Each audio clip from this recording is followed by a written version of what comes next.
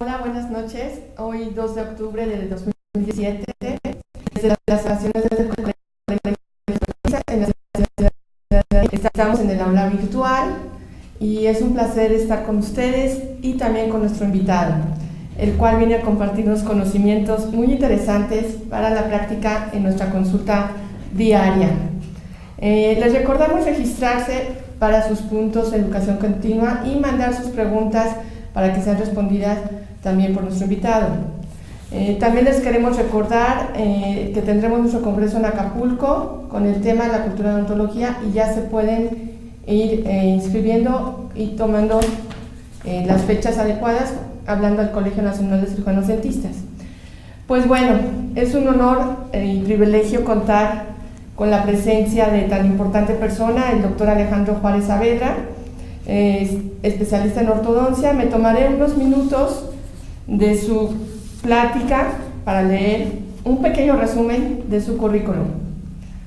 Es egresado de la FES Iztacala, UNAM, especialista en ortodoncia, diplomado en odontología legal y forense, docente de la especialidad de ortodoncia en la ULA Norte, miembro del Colegio Nacional de Cirujanos Dentistas, por supuesto, secretario de la Academia Mexicana de Ortodoncia, que una felicitación. Gracias. Es muy reciente ese cargo, pero es muy importante en Gracias. la trayectoria. Miembro del Comité de Evaluación de Reactivos de Ceneval, miembro del Comité de Elaboración de Reactivos de Ceneval y, por supuesto, conferencista nacional.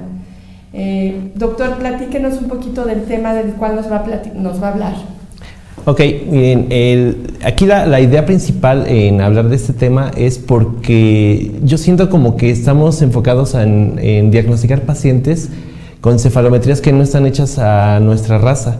Entonces, lo que hice fue tomar ciertos diagnósticos, ciertos auxiliares de diagnóstico para que nosotros podamos identificar los reales problemas que nos podemos encontrar con los pacientes mexicanos, dado que normalmente cuando hacemos una cefalometría en pacientes mexicanos, pero son cefalometrías hechas para pacientes caucásicos, siempre salimos alterados. Entonces, aquí aprovechando que estamos saliendo del mes de la patria y todo, pues vamos a aprovechar los estudios que han hecho doctores mexicanos que sí se apegan a la raza mexicana y que en lo particular a mí me parece que nos pueden ayudar un poquito más que los que venimos tratando de hacer desde hace mucho tiempo.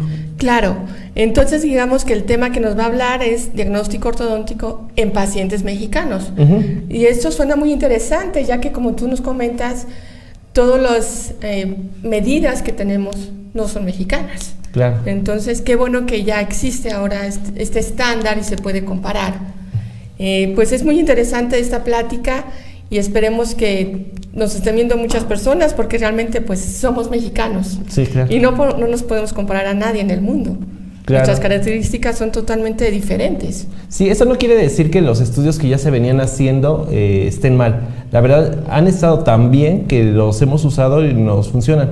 Pero sí hay ciertos rangos que claro, nos causan un poquito de cosquillas porque no es lo que nosotros estamos viendo en el paciente. En el paciente nosotros estamos viendo un paciente adecuado, pero las medidas nos dan otra versión. Entonces ahí es donde quiero aprovechar los estudios de los doctores mexicanos, que obviamente fueron mis maestros, para poder darles ese conocimiento y que tengan otras armas de donde se pueden agarrar. Probablemente a lo mejor si va a ser un paciente quirúrgico, bueno, sí, hay que apoyarnos en las que son un poquito más completas. Claro. Pero para lo que nosotros buscamos, que es el 30% del diagnóstico integral del paciente, ese 30% que es la cefalometría, pues que sí nos llena un 30% real, porque yo creo que andamos como por el 20% del diagnóstico integral. Claro, eso, como te repito, es muy interesante, ya que, como tú dices, hasta la fecha, bueno, había estado funcionando, pero qué mejor que tengamos mayor exactitud, ¿sí? Ya que, te repito, pues nuestra raza es diferente. Y bueno, qué mejor que tengamos ya medidas más adecuadas. Claro. ¿Verdad? Pues te dejo para que empieces con tu flamante charla y estamos aquí para oírte. Y recuerden mandar sus preguntas para que el doctor nos haga favor de contestarlas aquí al Colegio Nacional de Cirujanos Dentistas. Adelante, doctor. Sí.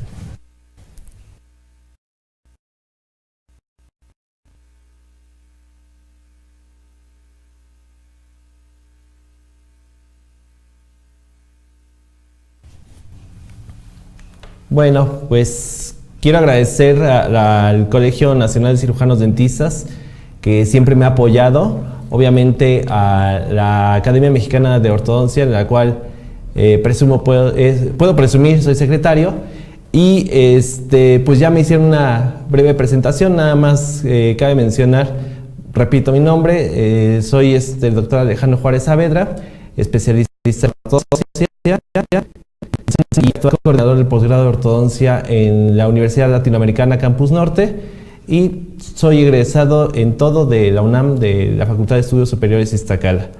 Entonces el tema que vamos a manejar ahorita es el diagnóstico en pacientes mexicanos. Pues había ya comentado, ¿no? Esta inquietud que tenemos por tener las medidas más cercanas a nuestra raza es lo que ha hecho que varios doctores, no solamente aquí en México, sino en otros países, hasta en Japón, como puede ser el análisis de Kubodera, se enfocan en pacientes latinos. Entonces han demostrado que obviamente nuestra raza tiene ciertas características que, si nosotros tomamos esas características y medidas de los pacientes caucásicos, que son de donde son los estudios, pues obviamente siempre salimos un poquito alterados. Entonces, dado eso, es porque es por el cual han hecho los estudios doctores mexicanos y, como les digo, de otras naciones, para tener una cefalometría y unas medidas más adecuadas a nuestra raza. Entonces, bueno, desde que nosotros vemos, hay una diversidad cultural mundial en la cual es muy diferente los rasgos de cada uno, aun cuando podemos ver que todos tenemos 2 ojos, una nariz, una boca, 2 orejas. Las características que nos marcan hacen que nosotros tengamos ciertas diferencias que nos hacen que nos salgamos un poquito del prototipo de lo estético para algunas personas, por así decirlo, ¿no? Aquí vamos a ver unas fotos que les pongo como ejemplos, viendo tipos de caras. O sea, por ejemplo, aquí vemos una cara redonda, y si nos damos cuenta son 2 caras redondas, pero de diferentes razas, y aún así ambos aparentemente pues son estéticos. Aquí podemos ver unas caras cuadradas, rectangulares. De la misma manera, aquí podemos ver que ambos son estéticos, pero son de diferentes razas. Aquí podemos ver caras triangulares, obviamente personas estéticas, pero con diferentes rasgos. Y por último, unas caras de paciente dólico-facial, caras ovaladas, que igual son estéticos, pero vemos como, aun cuando son, esa fotografía, me gusta mucho estas 2 fotografías, porque son de razas muy diferentes, ambos son estéticos, pero vemos sus facciones como son muy diferentes entre sí, desde la nariz, la postura de los ojos, cejas, todo. Y entonces, para eso es de que yo creo, o no creo conveniente, tener una cefalometría para estandarizar a todos los pacientes. Veamos, por ejemplo, de manera intraoral, los pacientes caucásicos, podemos ver en la fotografía del lado derecho cómo tienen el tubérculo de Carabelli más marcado, cuando los pacientes de otras razas casi no lo tenemos marcado, o de plano ni se ve. Entonces, bueno, viendo esto de manera muy integral, de manera internacional, vamos a irnos un poquito más a lo particular, la diversidad cultural en México. En México, ustedes saben, hay mucha diversidad cultural, por diferentes etnias, grupos, mezclas, que es lo que hace que tengamos diferentes características. Entonces, hasta para el país como tal es diferente cada característica, y por eso va a ser muy difícil tener una cefalometría para estandarizar a todos los pacientes. Entonces, nos vamos un poquito más a la parte central de nuestro país, a la parte en la que nosotros estamos trabajando, a la parte donde se carga un poco más la consulta, y vemos cómo tenemos en el Distrito Federal, en la Ciudad de México, tenemos también diferentes rasgos en un espacio tan reducido. Aquí, por ejemplo, esta imagen es de cómo se divide en la parte económica el Distrito Federal o la Ciudad de México, y vemos cómo, aun cuando están pegadas las delegaciones, hay mucha diferencia entre esto. Entonces eso también marca mucho las diferentes posibilidades que tenemos. Por ejemplo, esta imagen, que alguien que conozca aquí, estas imágenes son de la zona de Polanco. Una, si ven la del lado izquierdo, es una iglesia que es San Agustín, y del lado derecho es un centro comercial que está muy cerca, que es Antara, y vemos las características que podemos encontrar en las personas que se encuentran ahí. Sin embargo, vemos las siguientes imágenes podemos ver las características físicas de las personas son diferentes, aun cuando, si vemos, no están muy lejos esas personas. Si acaso podrá dividirlos 2 kilómetros a lo mucho, que es la zona de toreo. Entonces, creo que es importante buscar bien, identificar bien al tipo de paciente con el que vamos a trabajar para poder tener los resultados más adecuados con respecto a la cefalometría. Hoy les voy a hablar de cefalometría, de un estudio de modelos y de una ubicación del incisivo inferior. Bueno, vamos a pasar a esto.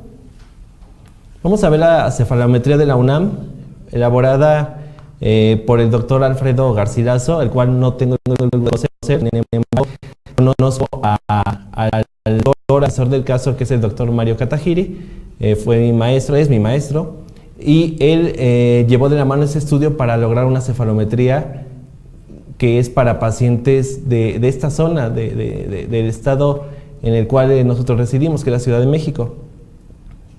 Aquí estoy con el doctor Katahiri, es mi maestro todavía, uno de mis tantos maestros que puedo presumir en tener. Y vamos a ver cómo se realizó este estudio. Miren, yo sé que es muy fácil en muchas ocasiones criticar, porque me ha tocado ver que dicen es que tu población es muy pobre. Sí, pero para conseguir esa característica de estos pacientes, la verdad es muy difícil. Entonces, ¿cuáles fueron los métodos de inclusión para ese estudio? Bueno, fueron 53 estudiantes de la Facultad de Odontología de la UNAM, de edades entre 18 y 30 años. Tenían que ser hijos de padres y abuelos nacidos en México. Obviamente, esos pacientes tenían que haber nacido en la Ciudad de México, que no tuvieran tratamiento de ortodoncia ni ningún tipo de tratamiento previo, dentición completa hasta los segundos molares, oclusión de los molares clase 1, de angle, y también la canina clase 1, que no tuviera asimetrías dentales y faciales, sin apiñamiento o apiñamiento no mayor a 3 milímetros, sin prótesis dentales, compatibilidad labial y una sobremordida vertical y horizontal de 2 a 3 milímetros. Nosotros, las personas que hicieron este estudio se enfocaron mucho a esas características. Fue por eso es que la cantidad de pacientes o de gente del estudio pues es poca, entre comillas. Entonces, este estudio lo vamos a dividir en 4 patrones. El principal patrón que vamos a entrar de inicio es el patrón esquelético, donde vamos a tener 3 medidas de Steiner, SNA, SNB y ANB, ángulo facial, que es de Downs, y el ángulo de la convexidad, Downs. El siguiente patrón que vamos a tomar en cuenta es el patrón de crecimiento, en el cual vamos a tomar el plano mandibular con Frankfurt, la suma de los ángulos silla, articular, goniaco, que es de Bjork. El ángulo goniaco vamos a tomarlo de manera individual, y el ángulo de la convexidad, que es de Downs. Perdón, la dirección de crecimiento de Yarabak. Ok.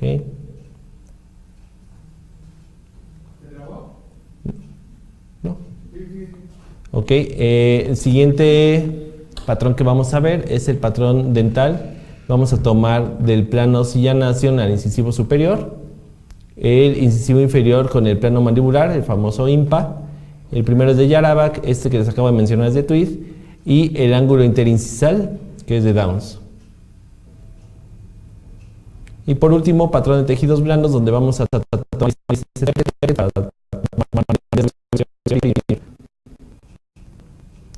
Entonces, aquí están las medidas. Si se dan cuenta, no se inventó ninguna medida. Las medidas ya estaban plasmadas. Lo que se hizo fue adecuarlas a nuestra raza. Y podemos ver que tenemos un poquito más de rango, que da un poquito más de holgura a las medidas a nosotros como pacientes mexicanos.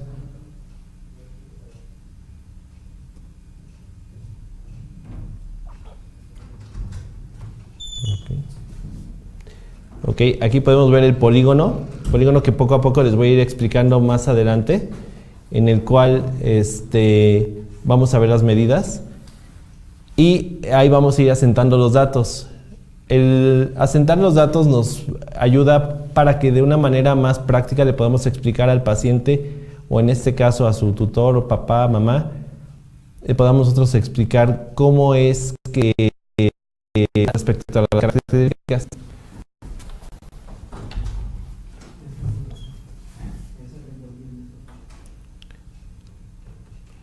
Vamos a ver que si del lado izquierdo se cargan las medidas, vamos a tener un paciente clase 3 y si se cargan del lado derecho, un paciente clase 2. Yo me apoyo con estas para que al papá. Y pues muchas veces si yo les hablo con términos de odontología o de ortodoncia, pues no me van a entender, pero en el caso de que yo les hablo con esas imágenes ya me entienden más o menos y voltean a ver a su hijo y pues pueden entender que va más o menos hacia ese lado, ¿no? Bueno, vamos a ver lo que son las medidas cefalométricas. Va a ser un repaso muy rápido, no quiero meterme tanto con esos temas porque al final las que podrían explicarles de mejor forma doctores que los hicieron. ¿Ok? Entonces vamos a ver. Vamos a tener nuestras medidas principales que son SNA, aquí lo podemos ver, y como ya sabemos se mide por dentro. SNB, igual se mide por dentro para checar cómo está la mandíbula, y ANB. Hay que recordar que SNA como tal y SNB de manera individual no nos van a ayudar para decir qué clase esquelética es nuestro paciente. Tenemos que tener los resultados en conjunto, que es ANB, y de esa manera ya podemos nosotros decidir qué tipo de paciente es en el patrón esquelético. Hay veces que nos equivocamos que decir SNA está aumentado y decimos ya que es un paciente clase 2 sin haber observado cómo está SNB. Probablemente sí sea un paciente clase 2 o probablemente no. Probablemente la mandíbula también está adelantada y eso hace que se compensen ambas bases óseas, ¿no? Aquí vamos a ver lo que es ángulo facial. Frankfurt con plano facial. Y por último el ángulo de la convexidad. Hay que recordar, ángulo de la convexidad y ANB, hay que colocar el signo de la medida que nos estamos tomando. Si el punto A se encuentra por delante del punto B, va a ser una medida positiva. Si el punto A se encuentra por detrás de la línea B o del punto B, es una medida negativa. Muchas veces al no colocar el signo adecuado, estamos dando un diagnóstico inadecuado. Esto es todo lo que compete al reconocimiento. Y ese es el polígono. Entonces aquí en el polígono vamos a ir asentando la información. Primero en la tabla del lado izquierdo, donde dice paciente, vamos a ir colocando los números, los ángulos que nos están dando. Y del lado derecho, en el siguiente recuadro, vamos a colocar la interpretación. Y nos vamos a apoyar para el paciente o para sus padres en el polígono. Entonces hay que ir asentando de manera adecuada, fijándose bien que no todo en el polígono está de manera ascendente. Hay medidas que son descendentes. ¿Qué quiere decir esto? Que no están de izquierda a derecha. Podemos encontrar medidas de izquierda a derecha como es SNA, ANB, pero también hay medidas que están al contrario, o sea, de derecha a izquierda como SNB. Esto se hizo para que si realmente un paciente está cargado hacia clase 2 o clase 3, se va a poder ver en el polígono. Si nosotros tuviéramos de manera ascendente SNB, no concordarían la imagen con lo que estamos diciéndole al papá del paciente. Entonces empezamos a llenar el polígono desde la punta superior, va llenando uniendo toda la línea hasta llegar a la unión de la punta inferior. Siempre hay que, así como se abre, se tiene que cerrar el polígono. Siguiente patrón que vamos a medir es el patrón de crecimiento, en el cual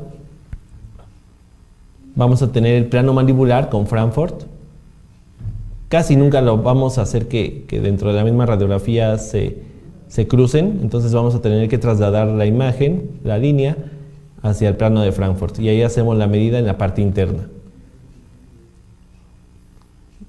Aquí sumamos los ángulos silla, articular y goniaco para sacar el tipo de cara que tiene el paciente. Puede ser una cara larga, una cara corta o una cara enorme. La siguiente medida solamente es el ángulo agoníaco para ver en qué posición está nuestra mandíbula. Puede ser una mandíbula abierta. No hay que confundir el plano mandibular con todo lo que toda la mandíbula y el ángulo la rama mandibular y el cuerpo mandibular. Y por último, dirección de crecimiento. Entonces así, aquí hacemos nuestra división para sacar nuestro porcentaje. Todas las medidas anteriores que les he presentado es en grados, y la única que es diferente es la dirección de crecimiento, que es en porcentaje. Vemos nuevamente nuestro polígono, y aquí es donde vamos igual, de la misma manera, desde la punta del polígono, en la punta superior del polígono, tiene que ir llenando uno la información hasta llegar a la punta inferior del polígono. Hay que cerrar siempre el polígono, no dejarlo flotando. Patrón dental, aquí es un poquito más fácil, pues vamos a ver la inclinación. Tenemos los superiores con respecto a silla nación y el IMPA. Plano mandibular con todo lo que es el incisivo inferior. Y al final vemos cuánto miden entre sí estos incisivos. ¿Ok? Y por último, vamos a ver lo que son tejidos blandos. Bueno, aquí es el polígono del patrón dental. Igual, se tiene que ir llenando conforme asentamos la información del lado izquierdo. Y tejidos blandos, con nuestra línea estética de Ricketts, vamos a medir milimétricamente. Esas son las dos únicas medidas milimétricas que vamos a encontrar: labio superior y labio inferior.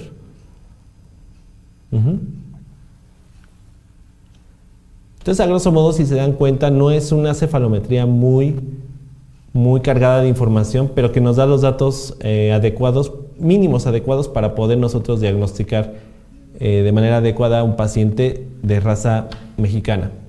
Entonces, viendo todas esas características, cuando yo me refiero a un paciente de raza mexicana, es un paciente con ciertas características de una ligera biprotrusión, ligera biproinclinación. No vamos a tratar de meter a todos los pacientes mexicanos a esta cefalometría, porque va a haber unos pacientes que salgan muy alterados. Okay. La siguiente medida que yo creo que es importante y que podemos tomar en cuenta, y que estoy viendo que muchas personas como que la están dejando a un lado, es el pronóstico de ubicación del incisivo inferior. Este tema a mí se me hace muy importante y siento que no debería de pasar de moda. Sin embargo, me he dado cuenta que ya muy pocas personas lo usamos. Y yo lo que les puedo decir es que, en lo particular, todo lo que yo les estoy presentando, a mí en mis manos me funciona. Entonces considero que a muchos les puede funcionar esto. ¿Qué es lo que vamos a hacer con este tema?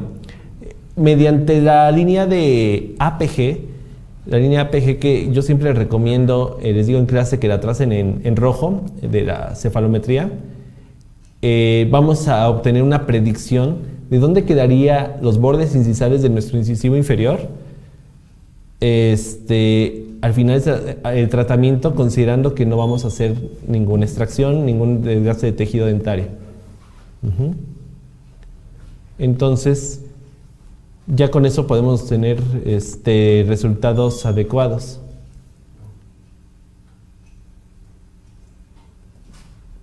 Bueno, si nosotros en nuestro diagnóstico, ya al tener el resultado de esto, nos da un buen pronóstico dentro del rango de Rayleigh-Williams, que es principalmente esta medida, es cuando vamos a meterlo dentro del rango que se nos ha dado a nosotros como pacientes latinos. Si de plano salimos de ese rango, y eso que se nos está dando un poquito más de proinclinación y protrusión, si nos salimos de ese rango, es un mal pronóstico y estamos pensando en el tratamiento de reducción de tejido dentario, llámese desgaste interproximal, extracción de algún incisivo, extracción de premolares, o en casos más fuertes, extracción de molares. Entonces, bueno, para eso existe una fórmula. La fórmula para obtener esto es: paso número 1, vamos a obtener la discrepancia inferior. Paso número 2, vamos a cambiarle el resultado al resultado del paso número 1. El paso número 3, dividirlo entre 2, y al final vamos a tomarle a sumar la medición de Rayleigh-Williams. Entonces vamos ahorita a ver poco a poco esto. Vamos a medir Rayleigh-Williams, luego hacemos el análisis de espacio de la arcada inferior, elaboramos la fórmula que les dije en la diapositiva pasada y aplicamos un cuestionario. Y eso es lo que nos va a decir si nuestro paciente necesita reducción de tejido dentario o no, o si lo necesita, qué tanto es lo que va a necesitar. Esa es la típica pregunta que tenemos nosotros como ortodoncistas en muchos de nuestros casos, donde estamos entre que sí es de extracciones o no es de extracciones o cómo lo podemos sacar. Es muy fácil, o sea, si de verdad aplicamos esta fórmula vamos a evitarnos muchos problemas. Entonces, paso número 1, vamos a analizar la medida de Rayleigh-Williams, que es usando la línea APG con el borde del incisivo inferior. Vamos a medir milimétricamente, a través de una línea perpendicular a APG, el borde incisal de nuestro incisivo inferior. Si el incisivo inferior está por delante, pues es una medida positiva, y si está por detrás es una medida negativa. La norma que tenemos en latinos es de 3 milímetros con una desviación estándar de más menos 3. Esto quiere decir que tenemos un rango de 0 a 6 milímetros, mientras en pacientes caucásicos es una norma de 2 milímetros con un rango de más menos 2 milímetros. Entonces va de 0 a 4 milímetros. Entonces, como les comento, tiene un poquito más de libertad para nosotros como pacientes latinos. Entonces, vamos a ver, ya que tengamos el resultado, si vamos a hacer alguna reducción de tejido dentario y ya en casos un poquito más fuertes, pues hacer extracciones. Después vamos a hacer análisis de espacio. ¿Cómo es el análisis de espacio? Bueno, es el espacio disponible, que es el hueso, cuánto mide el hueso alveolar, para reposicionar cómodamente a todos los dientes dentro de este hueso, que es el espacio requerido. Lo ideal es que quedara en 0 milímetros, pero la verdad es muy difícil que nos quede esa cantidad. Entonces vamos a checar el espacio disponible, lo vamos a medir en bloques y después vamos a sacar el espacio requerido, que vamos a medir diente por diente, sumándolos todos. Si nuestro resultado es positivo, es que nos va a sobrar espacio. Si nuestro resultado es negativo, nos va a faltar espacio. Y ahora procedemos a hacer la fórmula. Ya tenemos paso número 1, ya tenemos la medida de Rayleigh-Williams. Paso número 2, ya tenemos la discrepancia de nuestro paciente de la arcada inferior. Aquí no vamos a tomar nada de la arcada superior, solamente vamos a hacer el pronóstico de ubicación del incisivo inferior. Hacemos la fórmula, como les decía, vamos a tomar el análisis del modelo inferior, o sea, la discrepancia, vamos a cambiarle el signo, vamos a dividirlo entre 2 y le vamos a medir nuestro paso número 1, que fue la obtención de Rayleigh-Williams. Ya que tenemos este resultado, vamos a aplicar un cuestionario. Este cuestionario es importante, ¿por qué? Porque vamos a tener que imaginar en muchas de nuestras ocasiones cómo van a quedar estos dientes. Entonces, el paso número 1 es: con el alineamiento de los dientes inferiores y con la reposición de los bordes incisales de los incisivos inferiores, rebasarán estos últimos el rango máximo del Dr. Rayleigh-Williams. Recuerden que el rango es de 0 a 6 milímetros. Entonces, si podemos ver en la imagen del lado derecho, imaginando qué es lo que pasaría. Aquí tenemos nuestra línea APG, nuestro incisivo ahí se encuentra, y si nosotros vamos a alinear los dientes, ¿dónde quedarían estos dientes al momento de alinearlos? Si pasa de 6 milímetros, entonces aquí no es una buena señal. Entonces, eso es con respecto a la primera pregunta. Segunda pregunta: al nivelar la curva de SPI, obviamente la curva de SPI en la arcada inferior, ¿se moverán los bordes incisales de los incisivos inferiores sobrepasando el rango máximo del Dr. Rayleigh-Williams, que sería de 6 milímetros? Veamos, ahí está nuestra línea APG con nuestro incisivo antes del tratamiento. Si nosotros alineamos esta curva de SPI, obviamente al momento que subimos la zona de premolares y caninos, va a empujar un poquito hacia adelante lo que son nuestros incisivos. Si sobrepasa este rango, pues marcamos ahí que sí. Pregunta número 3. Con la corrección de la relación molar, ¿se consumirá tanto anclaje que los bordes incisales de los incisivos inferiores superarán el rango máximo del Dr. Rayleigh-Williams? Ok, entonces vamos a ver. Nosotros ahí tenemos nuestra línea APG con esta medida inicial y vamos a imaginar que vamos a distalizar lo que es la arcada superior y a mesializar la arcada inferior.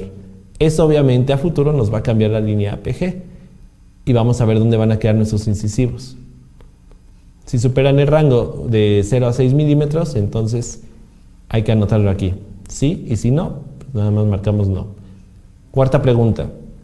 Con la remodelación del punto A, asociada con el movimiento de retracción de los incisivos superiores y sus raíces, imaginando que estamos distalizando, se hacen espacios entre premolares, luego caninos y luego hacemos retracción de incisivos, cambiará la ubicación de la línea APG y como resultado de ello, los bordes incisales de los incisivos inferiores sobrepasarán el rango máximo del Dr. Rayleigh-Williams, que sería de 6 milímetros. Pues vamos a ver, ahí está nuestra línea APG, ahí están nuestros incisivos superiores y los llevamos para atrás. Obviamente al hacer una retracción del segmento anterior va a cambiar el punto A. Entonces lo más probable es que los bordes incisales de los inferiores se salgan un poquito de la posición que tenían anteriormente. Entonces respondemos sí o no. Y pregunta número 5, si con el crecimiento y o la nueva posición mandibular durante el tratamiento se modificara la ubicación de la línea APG, resultará que los bordes incisales de los incisivos inferiores rebasarán el rango máximo del Dr. Rayleigh-Williams, que sería de 6 milímetros. Entonces veamos, ahí está nuestra línea APG. Avanza nuestra mandíbula y obviamente va a avanzar también el punto PG y va a haber un cambio, probablemente sea un cambio favorable para el paciente. Ok, entonces ya tenemos nuestras 5 preguntas resueltas y si todas las preguntas son un no, entonces se trata que es un caso que no requiere reducción de tejido dentario para mantener a los dientes en una buena posición. Ajá. Ya sea extracciones o desgaste interproximal, para esto nada más. Más adelante les explico por qué les estoy enfatizando esto.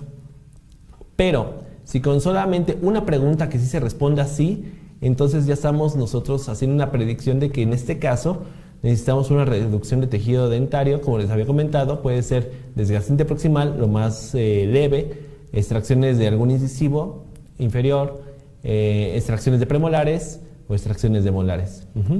Entonces para eso nos sirve muy bien este cuestionario y tener el pronóstico de ubicación del incisivo inferior. Como les digo, realmente no es algo difícil, sin embargo es algo que podemos tener en cuenta para poder llevar a cabo un tratamiento más adecuado cuando tenemos esa duda si vamos a realizar o no vamos a realizar extracciones. Y por último les voy a presentar este estudio que igual es de un profesor al cual estimo mucho, el doctor Alejandro Marcushammer, que son las proporciones áureas. La proporción áurea maxilomandibular. Probablemente a lo mejor después sean invitados ellos y puedan explicar más a detalle esto. Esto se obtiene del hombre de Vitruvio de Leonardo da Vinci en 1490, en lo cual empezaron a enfocarse un poquito en ese estudio. Por primera vez lo denominó Pacchioli y la proporción es esta. De 1, que sería el entero, vamos a aumentarle un punto 618 para que quede en 1.618. Entonces esto también lo podemos encontrar como geometría sagrada, números mágicos o el patrón áureo. Euclides describió la fórmula de la cual parte todo el estudio y que se refiere a objetos de diferentes tamaños pero que guardan una relación de proporción que es la que estamos describiendo. Y estos deben ser proporcionalmente relacionados, aunque sean de tamaños diferentes, para que se vean bien y funcionen correctamente. ¿A qué me refiero con esto? Los dientes de arriba no son del mismo tamaño que los dientes de abajo, pero si nosotros lo manejamos con la palabra proporcional, ahí estamos cambiando totalmente el concepto. Entonces, ¿a qué nos referimos con esto de proporciones áureas? Bueno, en esta imagen, el hombre de Vitruvio, ustedes ya lo hemos visto varias veces, pero muchas veces no hemos entendido por qué esta imagen así. Bueno, aquí viene la descripción de cómo es que este es un hombre con unas proporciones áureas adecuadas, Una palma equivale al ancho de 4 dedos. La altura de un hombre son 4 antebrazos, que serían 24 palmas. La longitud de los brazos extendidos, lo que llaman envergadura, de un hombre es igual a su altura. Un antebrazo equivale al ancho de 6 palmas. Un paso es igual a un antebrazo. Un pie equivale al ancho de 4 palmas. O sea, este hombre que aquí dibujaron proporcionalmente es el adecuado, es como deberíamos de ser, ¿no? Entonces vamos a ver que en el análisis estético, proporción áurea es la ley natural estudiada por los griegos, aplicada en obras de arte por Leonardo da Vinci, en sus creaciones y en el análisis que realizó del cuerpo humano. Aquí podemos ver en estructuras antiguas, no se sabe si lo hicieron adrede o fue, ahora sí como dicen, casualidad, pero guarda mucho lo que son las proporciones áureas, desde el Partenón, el Coliseo Romano, las pirámides de Egipto, diferentes tipos de castillos, aquí nada les puse uno. Vemos diferentes pinturas, la Mona Lisa. Vean cómo guardan esas proporciones áureas y todo está enfocado a este caracol que aquí podemos ver, en el cual podemos ver que conforme va girando ese caracol va creando un rectángulo similar y hasta que llega a una parte infinita, siempre guardando esa proporción. En lo moderno, igual, probablemente aquí ya lo hicieron de manera adrede, en el cual se puede ver cómo están muchas de las estructuras en proporción áurea y que son las que más nos llaman la atención. Inconscientemente nosotros, cuando vemos algo que está dentro de proporción áurea, sin saber lo que es la proporción áurea, siempre se nos hace atractivo. Entonces, por ejemplo, podemos ver la Torre Eiffel está en proporciones áureas con respecto a sus pisos, y varios de los edificios como el de la ONU y otro tipo de edificios modernos que son atractivos para nosotros están en una proporción áurea. Veamos esto. Cuestiones que tenemos nosotros a diario. El mouse de la computadora está en proporción áurea. El logotipo de Mac está en proporción áurea. Como les digo, ya como es algo más conocido en estas épocas, probablemente lo hayan hecho adrede.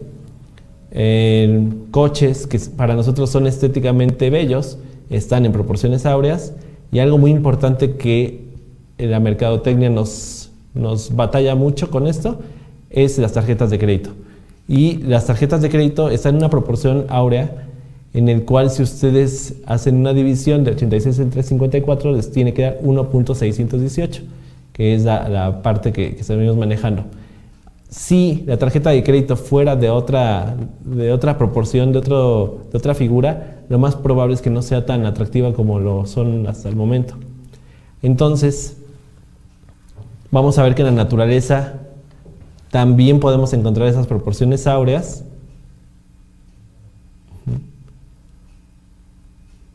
Dentalmente, en lo que es la parte estética, protésica, también buscan mucho lo que son las proporciones áureas. Vemos, por ejemplo, el tamaño del central es el 1.618, mientras el lateral es el 1, y hasta donde está la curvatura del canino es el 618. Entonces, este estudio, ¿cómo lo dirigieron? Bueno, se buscaron a 500 alumnos en los cuales se estuvieron haciendo revisiones, igual entre 18 y 30 años, sin importar sexo, edad, raza, tamaño ni tratamiento ortodóntico previo. La inclusión que teníamos en ese estudio, que tuvieron en ese estudio, fue clase 1 molar y canina de angle, coincidencia de ambas líneas, que no tuviera apiñamiento y buen perfil recto. El método de exclusión fue todo lo que no cumpliera esto. El estudio, ya que se buscó a estos pacientes, solamente se vieron que un 10% tenían estos requisitos, que fueron 50, 37 tenían todos los dientes y 13 extracciones de los primeros premolares por tratamiento de ortodoncia. Eso se generó para un segundo estudio. Entonces, ¿cuál fue el estudio de las proporciones áureas para el aspecto dental y el aspecto de ortodoncia? Bueno, fue ver la discrepancia de tamaño de los dientes superiores con respecto a los dientes inferiores en proporciones áureas. Esto, el primer estudio está realizado en pacientes sin extracciones. ¿Ok? Entonces, ¿qué es lo que se hizo? Vamos a relacionar los anchos mesiodistales de canino a canino inferior. Luego se va a multiplicar por 1.618, que es el número divino, y después se va a sumar de 14, o sea, de primer premolar a primer premolar de la arcada superior. Eso pensando para que tengan una oclusión adecuada. Entonces, primero, ¿qué hacemos? Sumamos los anchos mesiodistales de canino a canino inferior, eso se va a llamar resultado 1. Después lo vamos a multiplicar por 1.618, que eso nos va a dar el resultado 2. El segundo paso va a ser sumar de primer premolar derecho a primer premolar izquierdo, y esto nos va a dar el resultado 3. Hacemos una resta en el cual el resultado 3 menos el resultado 2 nos va a dar una discrepancia. Al tener este resultado, vamos a trabajar esto, solamente es para el sector anterior.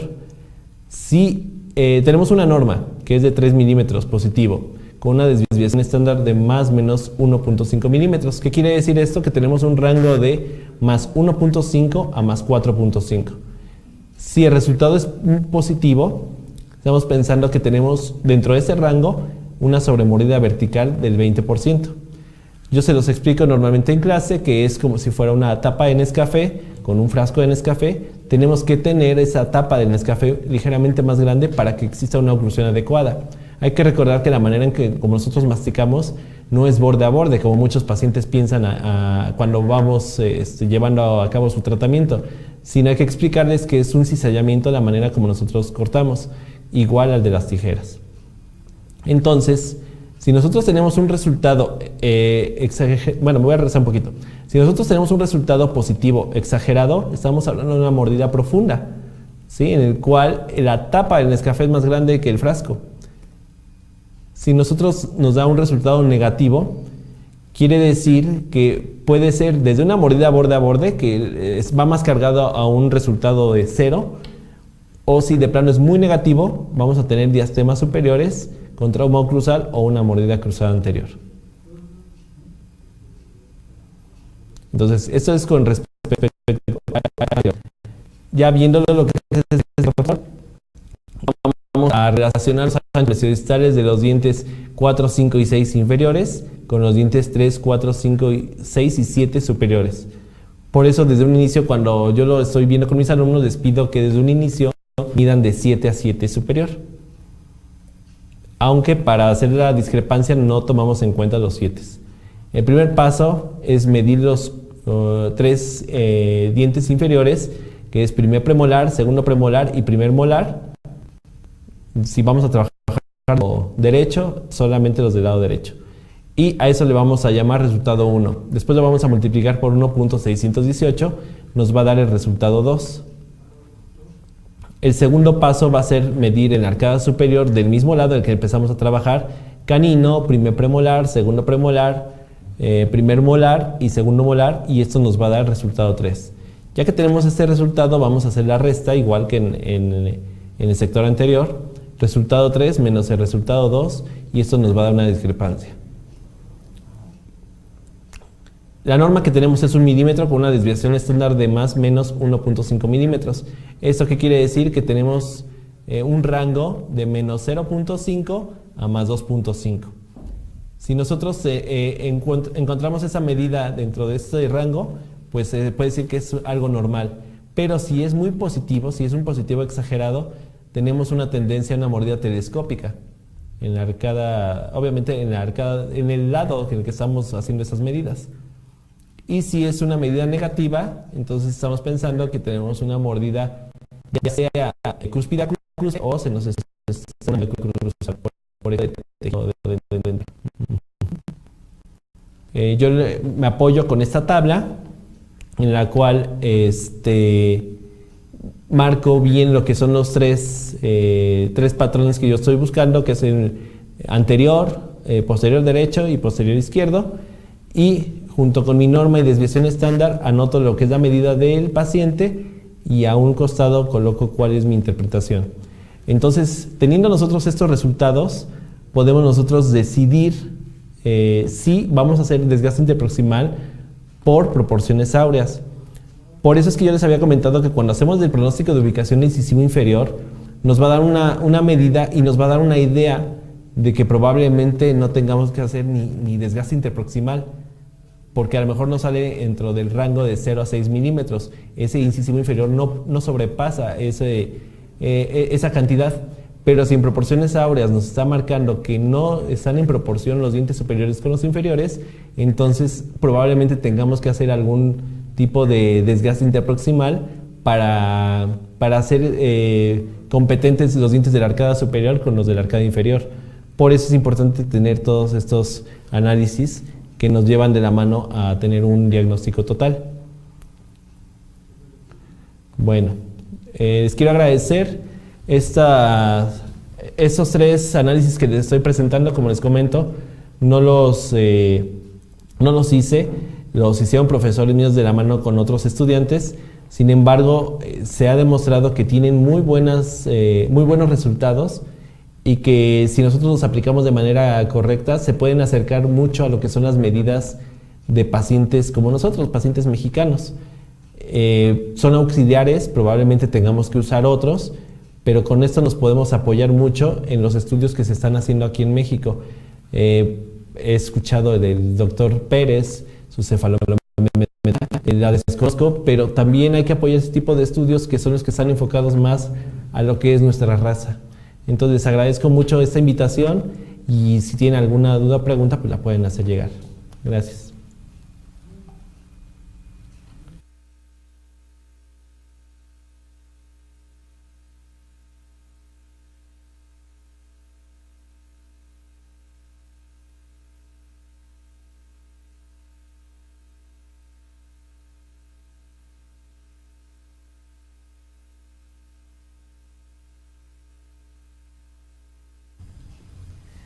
Bueno, pues ha sido una charla sumamente interesante. Nos has llevado de la mano paso a pasito, que ha sido lo más muy retroalimentario para todos nosotros odontopediatras y ortodoncistas.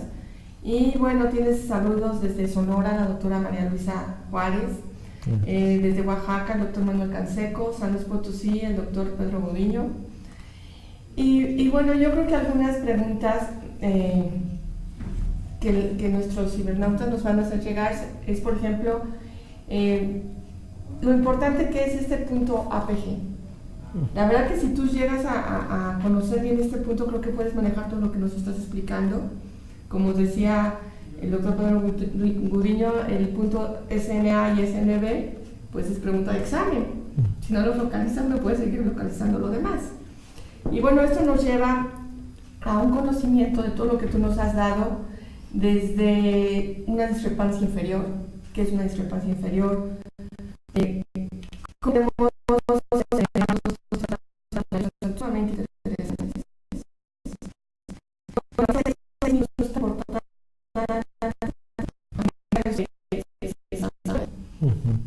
¿Y qué otro tipo de preguntas nos podrían hacer? Bueno, todo este análisis para recuperar el espacio, que es y tener un buen diagnóstico. Todo esto es un buen diagnóstico para nuestros pacientes. Claro. No sé tú qué sea lo más difícil de todos estos datos tan interesantes que nos has dado. Lo más difícil es metérselos en la cabeza a las nuevas generaciones. Porque las técnicas actuales, hay algunas que nos manejan que casi los brackets y los arcos ya van a hacer todo, entonces no están tomando en cuenta estos análisis.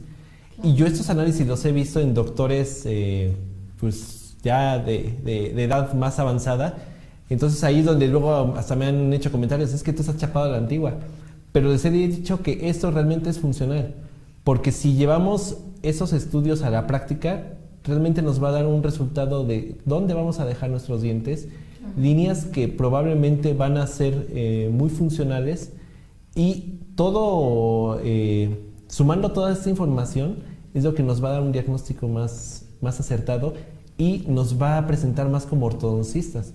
No, cualquiera puede pegar brackets y colocar los arcos para hacer lo más que se pueda de expansión, pero no se trata de eso, porque muchas veces la recidiva es lo que más nos pega y es el coco de todos los ortodoncistas.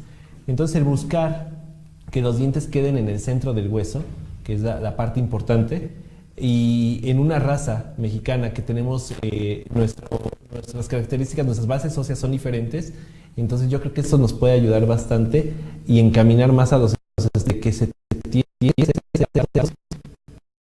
diferentes de los que no son ortodoncistas. Claro, y como tú bien dices, no hay arcos inteligentes, brackets inteligentes, pero ¿quién los hizo? El hombre. Sí. ¿No? Entonces yo creo que el hombre es más inteligente que todos estos alambres, ¿no? Claro. Y la verdad, todos estos números y todas estas divisiones y sumas, creo que nos llevan a un diagnóstico perfecto, a lo más acercado a un pronóstico excelente. Ahora, lo que comentaste de las proporciones áureas, creo que es algo asombroso que desde 1490 alguien se haya preocupado por esto, como fue Leonardo da Vinci, ¿no? Como fue Paciolo, como fue Euclides, toda esta relación, siempre buscaban la armonía humana, ¿no? Entonces creo que nosotros como ortodoncistas, como pediatras, es lo que buscamos, una armonía. Y yo considero que sí es muy necesario, pues, todos estos pasitos que nos diste, llevarlos a cabo para tener un excelente diagnóstico y un buen tratamiento. Sí, como les comentaba, pues hay muchas construcciones que son mucho más antañas, pero que coincide con este número divino y que no se sabe si realmente lo buscaron o fue casualidad. Sin embargo, ahí están, son a los ojos de todo el mundo son muy estéticas y aparte yo creo que son muy estables en varios aspectos, ¿no? Claro. Yo los invito a que busquen toda esta historia de este caracol que nos hizo favor de mencionar el doctor, y también busquen un poquito del hombre de Vitruvio y van a ver que está muy relacionado con nuestra área. Todas estas proporciones, este caracol que va girando, que te llega a dar un rectángulo que dices, ¿quién lo pensó? ¿No? Pero funciona y sigue funcionando hasta nuestros días. Como dices, la Torre Eiffel, el edificio de la ONU, todos estos grandes edificios que todavía están de pie y no fueron hechos por una computadora, porque en ese momento no había una computadora. Fue bajo el raciocinio y de todas estas medidas que tú nos mencionaste. Yo creo que el doctor Alejandro Marcushammer, si se pudiera hacer una invitación, él les va a explicar muchísimo de esto, porque al final de cuentas es su tema. Yo lo único que hice ahorita fue darles una probadita de lo que aprendí con él. Y él tiene muy marcado eso. ¿Por qué? Porque hasta tiene libros que hasta van dirigidos para cirujanos plásticos, en los cuales se enfoca mucho en proporciones áureas, y que él nos decía en clase, ustedes podrán ver sonrisas con los dientes derechitos, pero que no son atractivas. Algo de esa sonrisa, aunque tenga los dientes derechos, no nos está permitiendo que nos guste. Entonces, dice, si nos encaminamos un poquito a esta parte de las proporciones áureas, de dejar en proporción los de arriba con los de abajo, probablemente, y aparte, una curvatura adecuada, probablemente vamos a llegar a la parte estética que nos llame la atención. Como les comentaba, hasta las tarjetas de crédito están pensadas en eso. Claro. ¿Y tú desde qué edad consideras que esto sería posible o es posible realizar? Bueno, tenemos ahorita bastantes avances tecnológicos en el cual podemos obtener las medidas desde una tomografía. Entonces ya sabemos si los dientes superiores están en proporción con los inferiores y viceversa. Entonces, partiendo de ese punto, pues desde que empieza la formación coronal, podemos hacer alguna medida y obtener lo más real. Sin embargo, si no está esa posibilidad y nada más tenemos lo que son los modelos, pues se puede hacer los modelos, pero debemos de tener la dentición completa. Como les decía, hay un segundo estudio que no manejo bien como el primero, en el cual se enfoca con pacientes ya con extracciones de premolares. Entonces, les digo, el doctor Marcushammer les podría dar más a fondo toda esta información, porque sí son estudios que no se han mostrado de manera tan abierta. Por ejemplo, en otras universidades se da mucho lo que es Bolton. Bolton es igual, ya tiene mucho tiempo, pero se ha detectado que tiene sus bemoles. Claro. Y para mi punto de vista, y a mí que se me hace muy fácil proporciones áureas, lo siento un poquito más acertado que Bolton. Claro, y nuevamente te repito, para mí fue una plática excelente, ya que paso a pasito nos ha llevado a animarnos a seguir esta técnica, que yo creo que, y estoy segura que tiene excelentes resultados. Y bueno, doctor Alejandro, fue un placer tenerte aquí con nosotros, y te voy a dar un presente por medio del Colegio Nacional de Cirujanos Dentistas AC Fundación Manuel Rey García. Otorga el presente reconocimiento al CDO Alejandro Juárez Saavedra por su participación en la conferencia virtual con el tema diagnóstico ortodoncístico en pacientes mexicanos, que es un muy buen tema, y por la odontología mexicana, Ciudad de México, octubre 2 de 2017. Alex, te hago llegar. Muchas gracias. Y un pequeño detalle del Colegio Nacional de Cirujanos Dentistas. Muchas gracias. Y fue un placer tenerte aquí con nosotros. Y nuevamente los invito a que estén en contacto en nuestra página. Les recuerdo que tenemos toda la información de todos los congresos, los cuales ya vienen muy cerca. Está el Congreso de Ortopediatría en Ixtapa, el Congreso de Mazatlán. Y bueno, nuevamente los invito a que se unan con nosotros y empiecen a organizarse para marzo, para nuestro congreso en Acapulco. Y fue un placer estar con ustedes, fue un placer tener aquí al doctor Alejandro. Y pues buenas noches, y los invito para mañana martes de café, y dentro de 8 días lunes aula virtual con nuestros mejores temas para ustedes. Buenas noches.